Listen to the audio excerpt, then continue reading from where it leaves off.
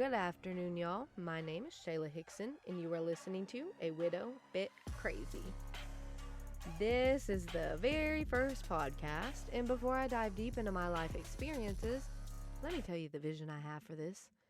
I want a place where we can all get out of our heads for a little bit, relate with one another and what we've been through.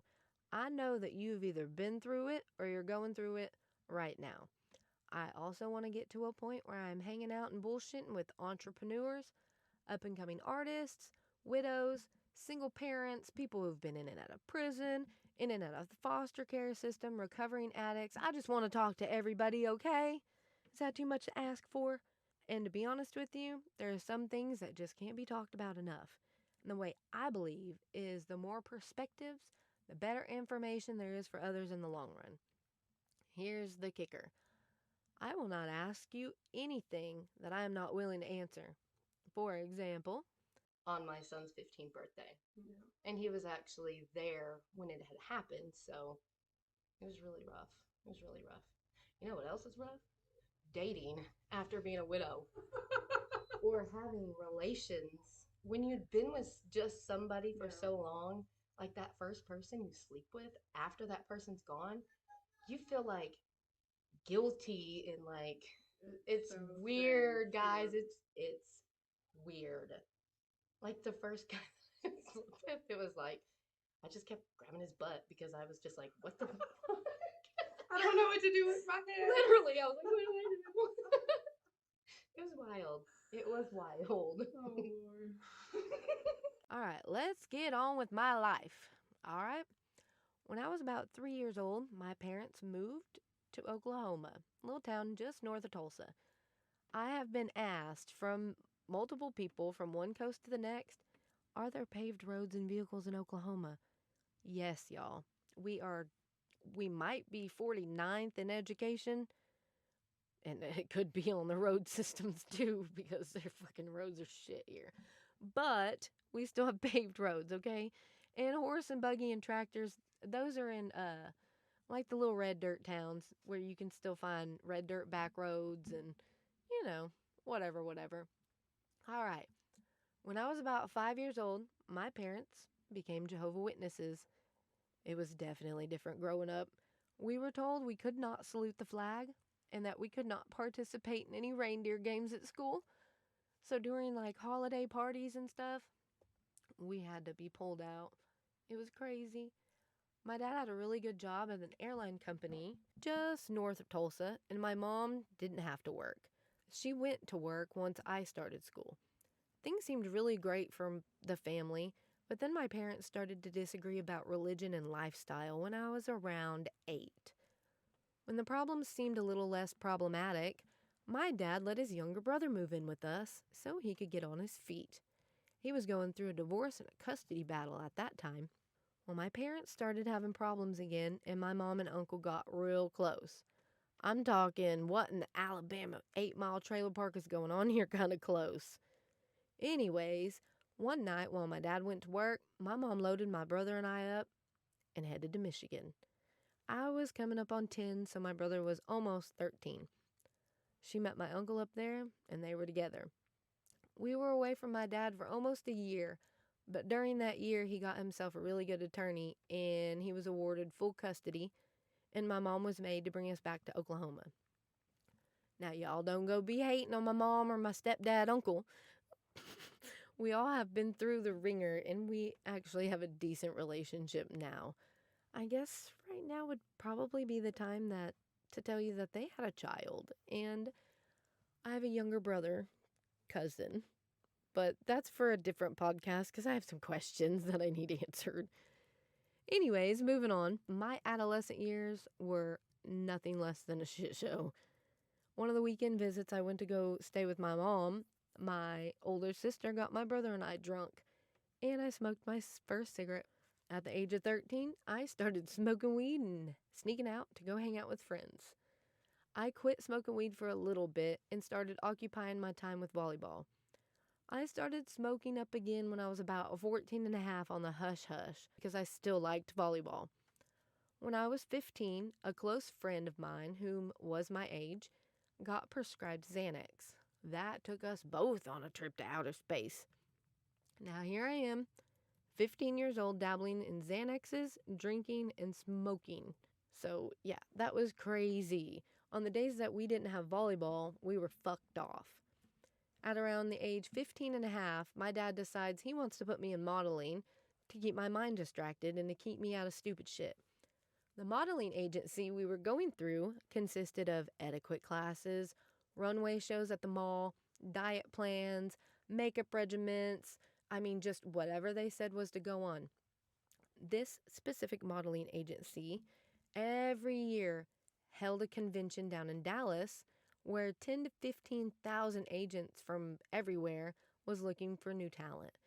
Well, lo and behold, I end up getting picked to go, quote unquote, compete on the runway.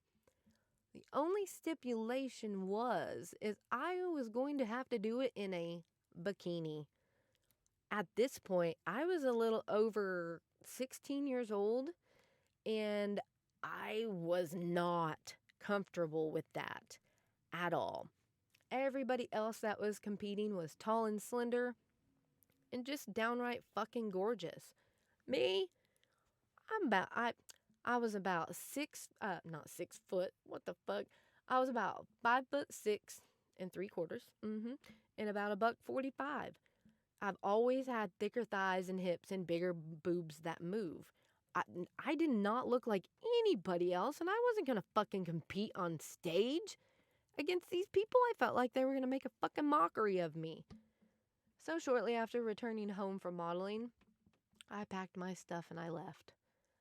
I went from one friend to the next, back to my dad's for a day or two, then to my mom's, and it was just a cycle. And my mom and dad, they never fucking spoke. Ever. After my mom left, my dad never spoke to her. So it wasn't like a, hey, is she okay over at your house? I could say whatever I wanted and go wherever I wanted. In the midst of going from pillar to post, I snuck in with the rowdy crowd and I started doing cocaine. I honestly thought it would help me get skinny. I wanted to model, but I didn't want to be fat. Well, some of you know, cocaine doesn't help you lose weight, like at all. So here I am, 16 and a half. I'm a full-blown cocaine addict. Well, when the coke got to be just too expensive, my friend and I started doing fucking meth. We would hustle money for that, and I mean, the high was longer, so it didn't even cost as much. You know what I mean? So we'd go like clean horse stables, babysit older kids, and then it got to a point where we were running drugs for people. You know, just hustling shit. So, fast forward a little bit.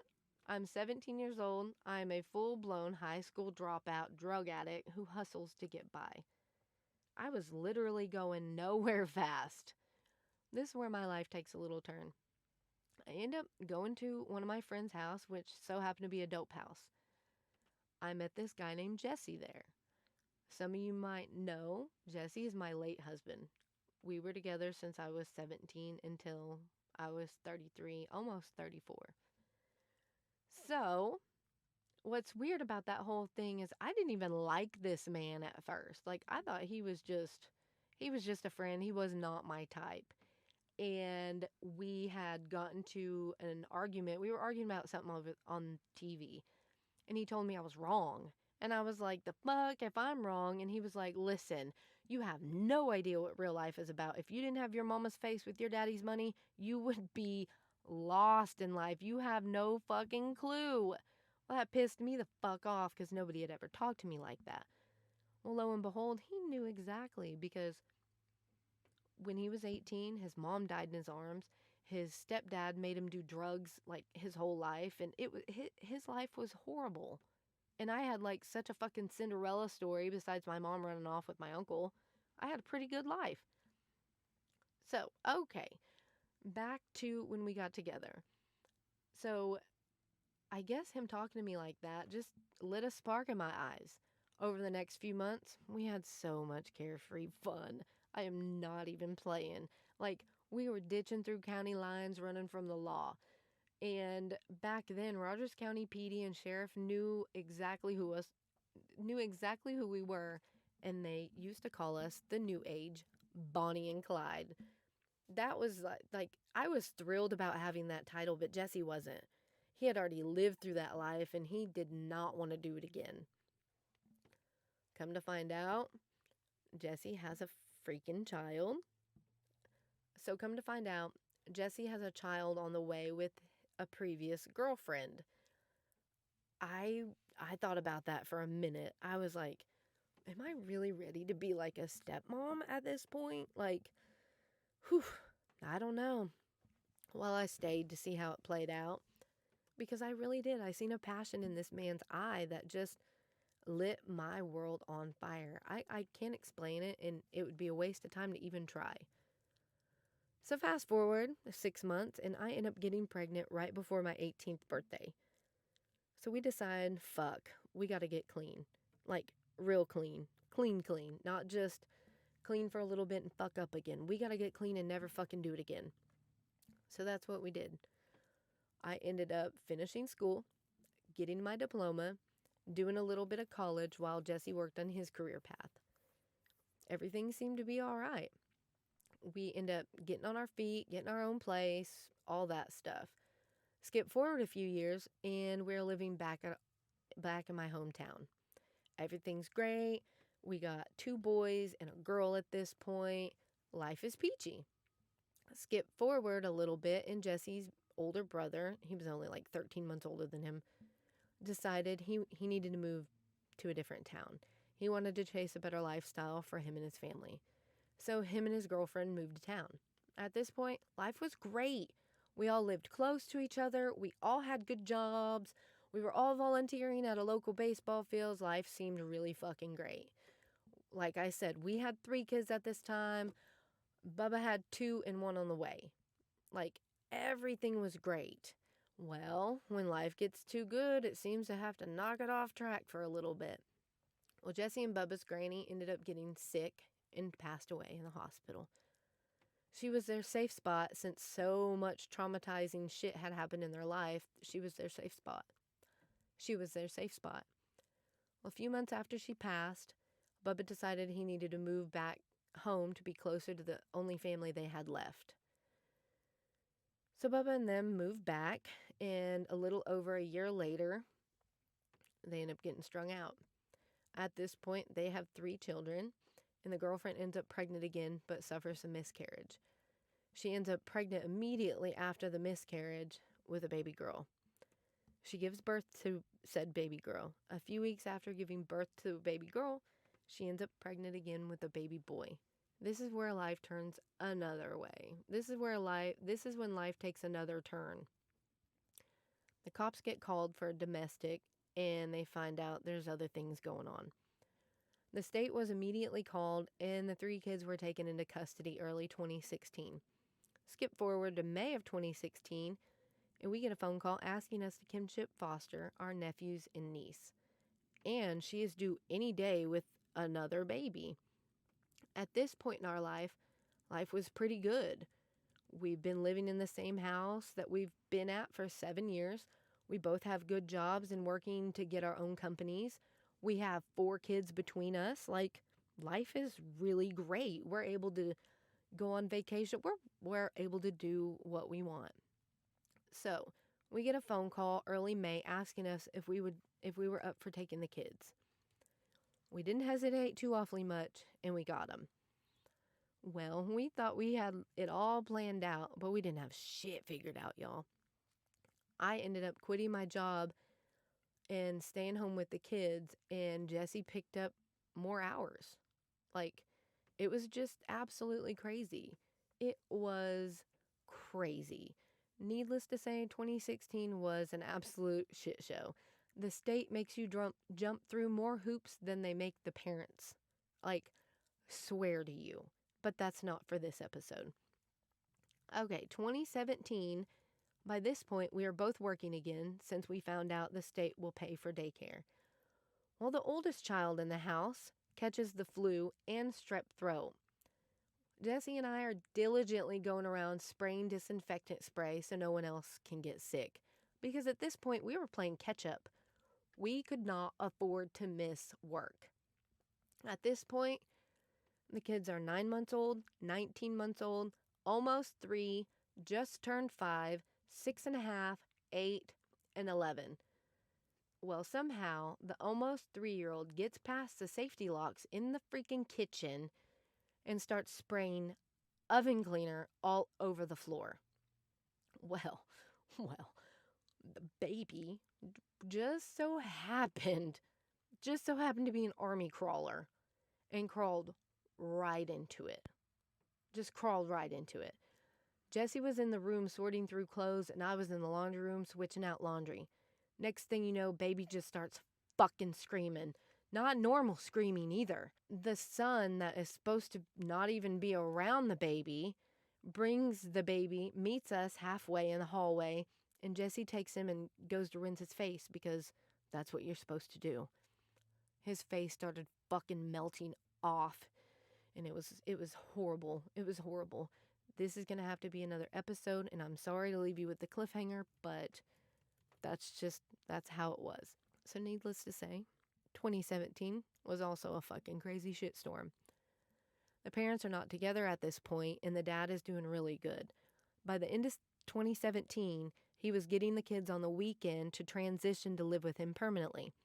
The last weekend they are sent to go home, we have a mediation to bring up any questions or concerns or whatever before they go home. The ex-girlfriend tells the workers that Bubba hasn't been clean this whole time, and they need to run a hair follicle or a nail bit test. Oh, they end up running a fucking nail bit test, and it wasn't good. They were actually very impressed on how fucked up he stayed, and it didn't affect, like, his classes, his work history. Like, he was still doing everything. He was still eating. He was functioning normal. It was like he was self-medicating with meth. It was so fucked up. So he gets everything stripped. Kids aren't going back with him. And 2017 ends in a shit show. With 2018, at this point, Mom seems to be doing what she needs to do to get the kids back. Bubba is restarted with classes and working, but ends up getting a new girlfriend pregnant. Later in 2018, the mom ends up getting a weekend visit. The kids come back, and by the next weekend, we had to pack all their stuff because they were going home. They leave for 5 whole weeks. During that 5 weeks, Jessie and I would go down there on the weekends to see the kids and if anybody needed anything. Well, there was a mediation to complete paperwork and to get the case closed, and some things ended up coming up, and we ended up getting the kids back. By December of 2018, Jessie and I adopt the kids. It was a bittersweet moment for us. Move on to 2019. Early 2019, Bubba's new girlfriend has a baby. By February, Jessie and I knew that we had to move because we had fallen so far behind on mortgage that we just couldn't play catch up anymore. At the end of March, we're moving everything out of our old house, and the first night into the rental, we get a phone call saying that Bubba committed suicide. It was absolutely fucking devastating. It was devastating. And that is also for another podcast episode. I'm sorry to leave y'all hanging on these cliffhangers. Whew. By the middle of 2019, things are looking a little better. We find comfort in relatives and have an opportunity to help start a marijuana grow close to Jessie's family. So we end up finding a mobile home and moving 2 hours away. 2019 ended up being decent. We lost a lot, but we also gained a lot. So moving on to 2020. Life is going good despite COVID, because COVID really didn't affect the marijuana industry or the construction business. If anything, those two things were thriving so much we ended up paying off everything we owned. We were able to start going on vacations again and little getaways, and it was starting to get pretty good. Well, there's always a twist. After Bubba had died, Jessie seemed to lose his temper a lot more and a lot often.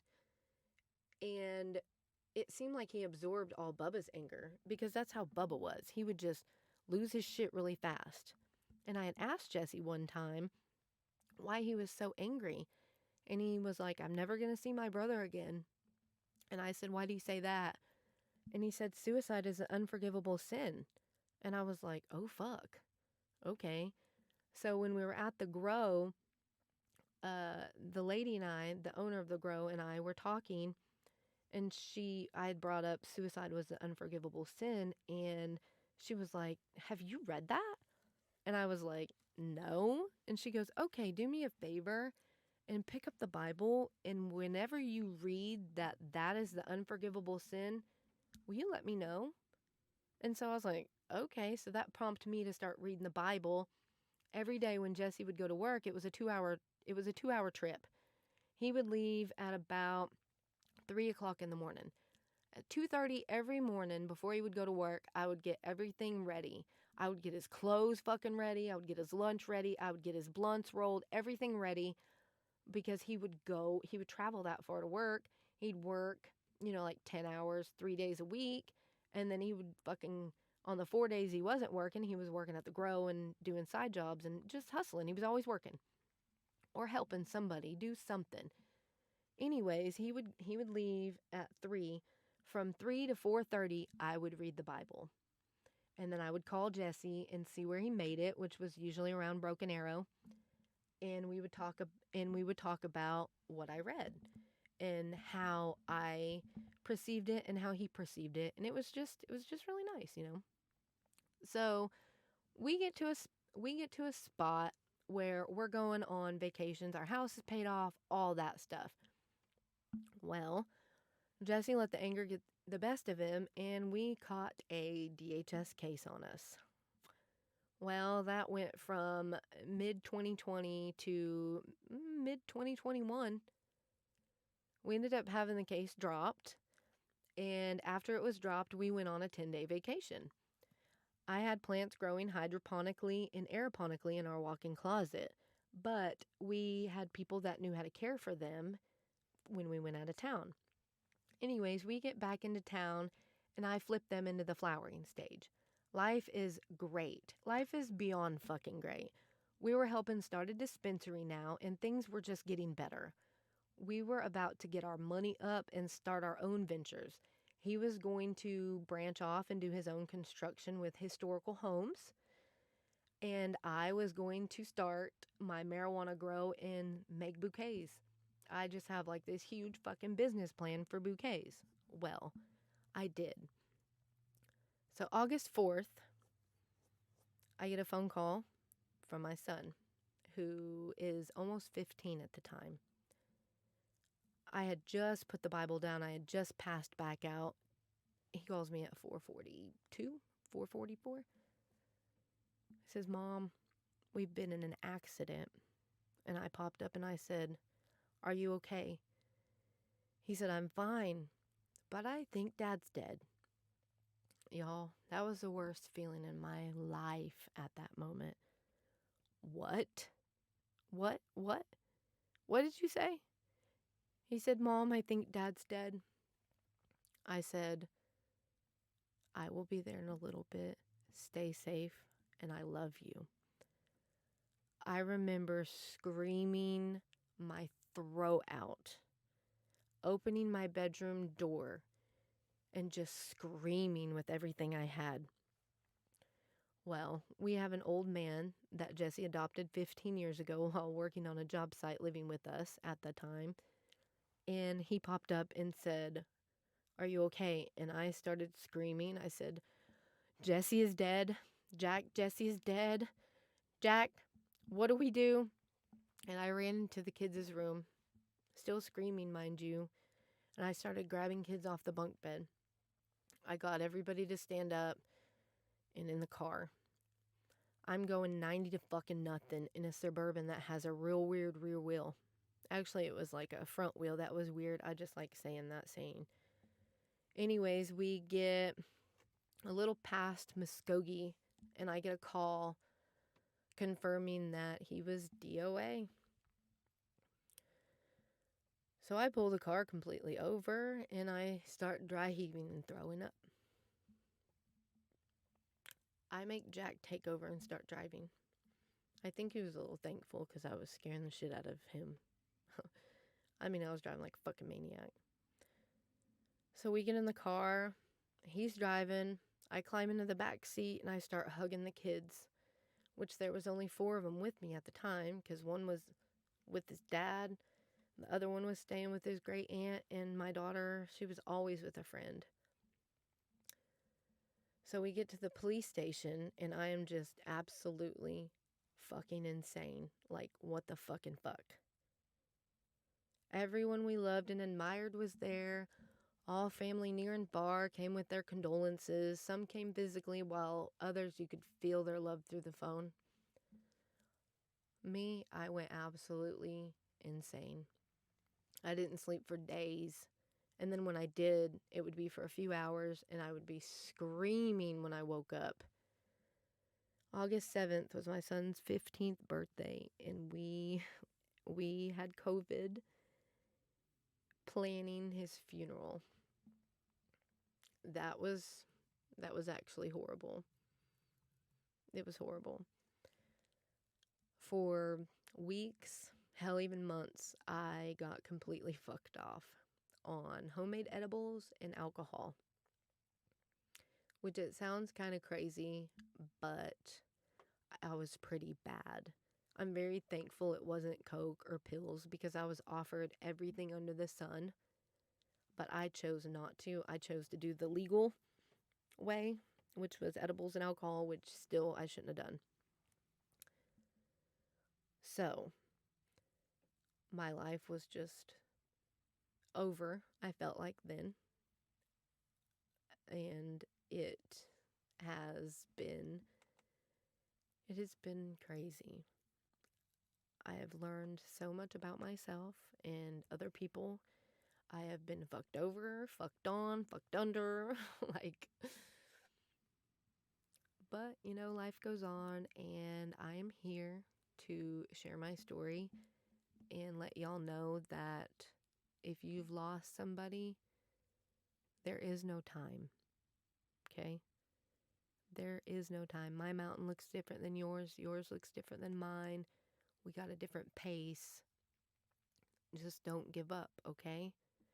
We fucking got this. You hear me? We got this, okay? So this is going to conclude the very first episode, and I am so very thankful that you decided to stay and listen. I am completely and utterly, I am just stoked that you're still here. And this is new and a learning process for me, so you're going to have to bear with me, please. I'm going to shoot for a podcast every other week, and when I get good and experienced and to a certain place, it will be weekly content for the show. If anybody has any questions or concerns, please always feel free to reach out and contact one of us, anybody from the show. If you would like to be on the show, or you have any topics you would like to hear our opinion on, please let us know. Just make sure that in the topic part of the bar you put like questions or concerns or topics or guest on the show. I'm so excited, guys, on this new endeavor. Once again, I appreciate you guys for being here. I love you. I hope that you had an amazing time, and I can't wait for next time. You guys are in for a real treat. Thank you once again for listening to A Widow Big Crazy. I am your host, Shayla Hickson, and I love your face.